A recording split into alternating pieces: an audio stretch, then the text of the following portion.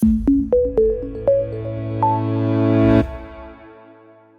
the time you signed the contract in Sales Eye to the time it launched, how long did it take? Within a month, we've just actually signed the contract about a month ago, and we are very close to getting it implemented. The issue within EIS at the moment is we had a huge lift of we were updating some stuff in our own ERP SAP.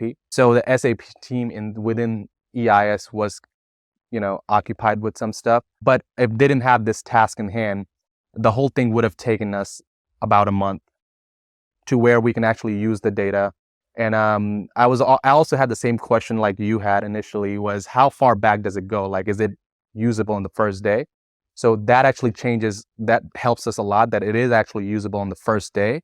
So yeah, from when you sign the contract and until when you can actually get something out of it, I think it's like within a month you can probably expect it.